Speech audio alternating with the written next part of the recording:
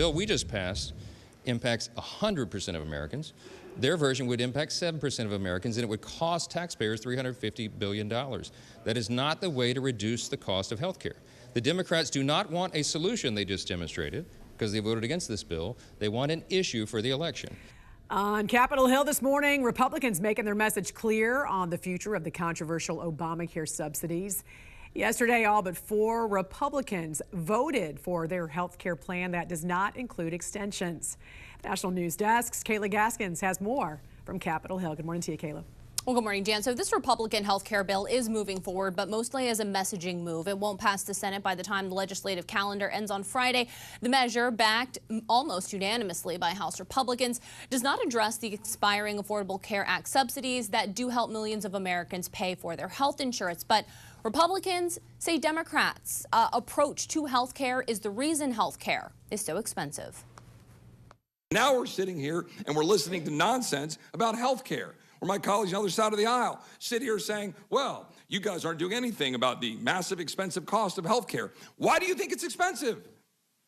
Because you literally cut a deal with insurance companies to run health care. You think that's going to run wild? Yeah.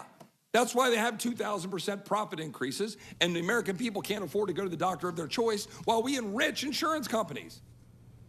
And Jan, these subsidies were never supposed to be permanent. They were only created during the COVID pandemic, and they are expiring at the end of the year. Now to Capitol Hill, where the battle over Obamacare continues, as you just heard Ryan mention, as a January 1st deadline looms. House Speaker Mike Johnson was asked today about whether moderate Republicans will sign on to a discharge petition to extend the Affordable Care Act subsidies for millions of Americans. Here is his response. Take a listen. We have to see what happens. I hope not. I've discouraged it. I mean, a discharge petition, by its very nature, goes around the regular order process of the legislative body, where consensus is built and good ideas are formed and passed into law.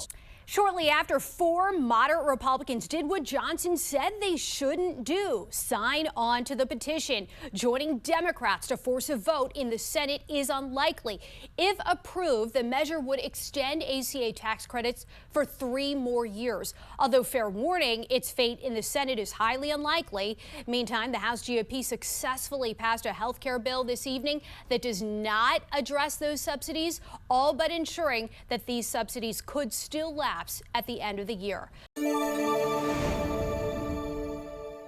I'm Matt Gelka in Washington, where some Republicans in Congress are trying to force a vote on expiring Obamacare tax credits. The House's health care bill has opened up some rifts within the Republican Party. The bill does not include any extension of expiring Obamacare subsidies, which could cause a premium spike for millions of Americans. And House Speaker Mike Johnson wouldn't bring the issue up for a floor vote. I am pissed for the American people. This is absolute bullshit. 3/4 of people on Obamacare are in states Donald Trump won.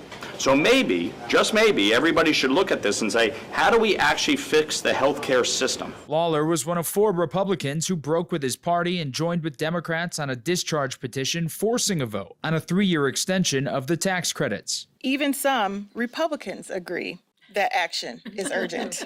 I have not lost control.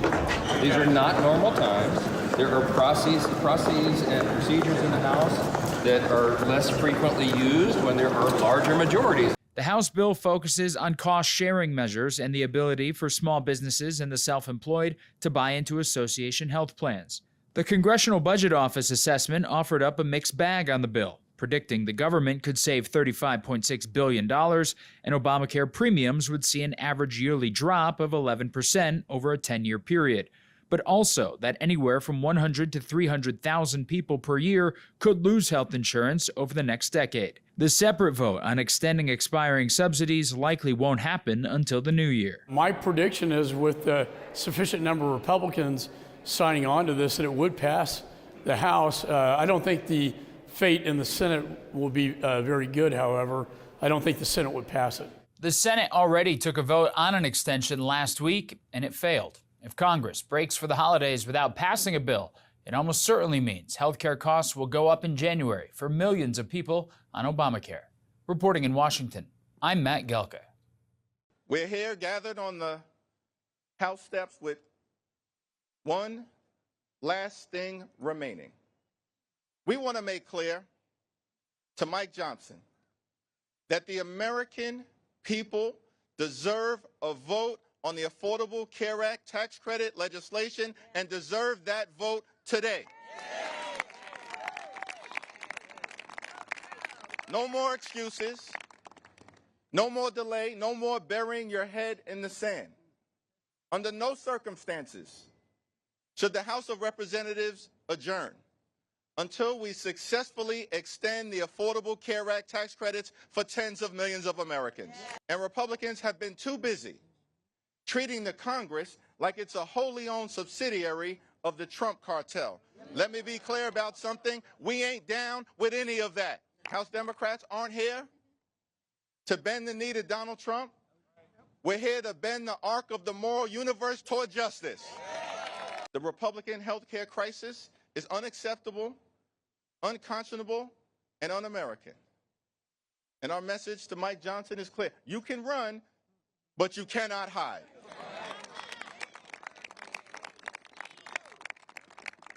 The American people are horrified. Republican leaders are petrified, but House Democrats are unified, standing up on behalf of the American people to protect their health care. And so we're demanding a vote today on extending the Affordable Care Act tax credits. Today, not tomorrow, not next week, not next month, today.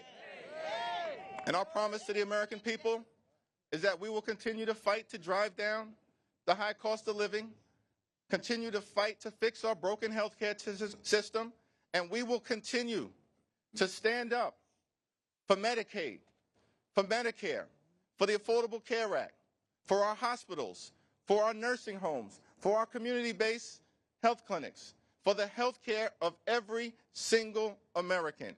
House Democrats are in this fight until we win this fight. Cancel the cuts, lower the costs, save health care, and extend the Affordable Care Act tax credits now.